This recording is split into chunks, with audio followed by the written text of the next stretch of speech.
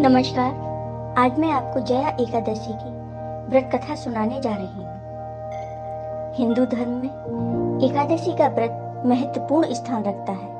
प्रत्येक वर्ष 24 एकादशी होती है। जब अधिक मास व मलमास आता है तब इनकी संख्या बढ़कर 26 हो जाती है। जया एकादशी के विषय में जो कथा प्रचलित है उसके अनुसार धर्मराज युधिष्ठिर भगवान श्री कृष्ण से निवेदन करते हैं कि माघ शुक्ल एकादशी को किनकी पूजा करनी चाहिए तथा इस एकादशी का क्या महत्व है।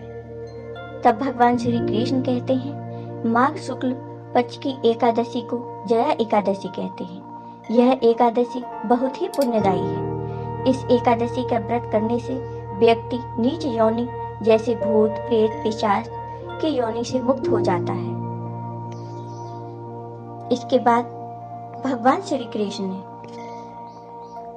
युधिष्ठिर को एक कथा सुनाई। नमस्कार दोस्तों, स्वागत है आपका एस्ट्रो हेमा चैनल में। दोस्तों, जया एकादशी जो है इस बार 2022 में 12 फरवरी दिन शनिवार को मनाई जा रही है। मैं इस व्रत की आपको कथा सुनाती हूँ कि ये क्यों मनाई जाती है। दोस्तों, एक समय में देवराज इंद्र नंदन वन में अप्सराओं के साथ गंधर्व गान कर रहे थे, जिसमें प्रसिद्ध गंधर्व पुष्पदंत, उनकी कन्या पुष्पवती तथा चित्रसेन और उनकी पत्नी मालिनी भी उपस्थित थी। इस विहार में मालिनी का पुत्र पुष्पवान और उसका पुत्र माल्यवान भी उपस्थित हो गंधर्व गान में साथ दे रहे थे।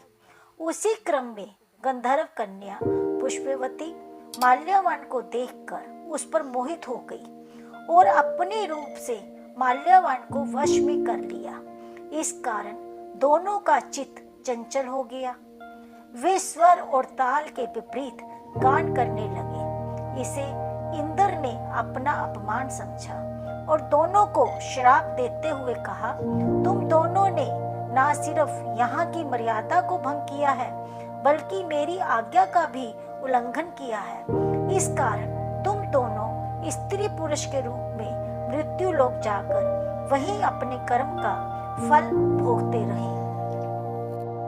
इंद्र के श्राप से दोनों भूलोक में हिमालय पर्वती के क्षेत्र में अपना जीवन दुख पूर्वक बिताने लगे। दोनों की निद्रा तक गायब हो गई। दिन गुजरते रहे और संकट बढ़ता ही जा रहा था।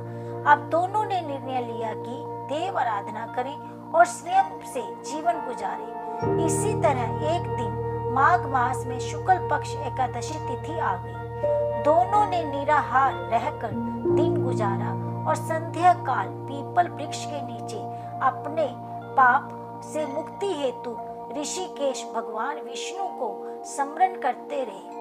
रात्रि को हो गई पर सोए नहीं।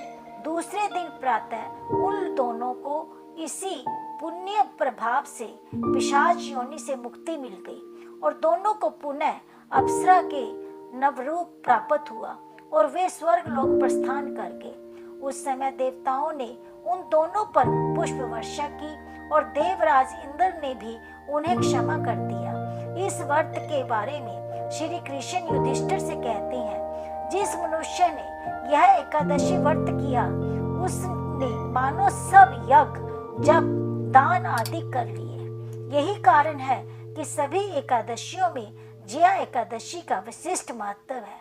आप सबको मेरा नमस्कार। दोस्तों, अगर आपको मेरी वीडियो पसंद आती है आप इसे लाइक करें, शेयर करें, सब्सक्राइब करें। जुड़े रहें एस्ट्रो हेमा के साथ। आप सबको मेरा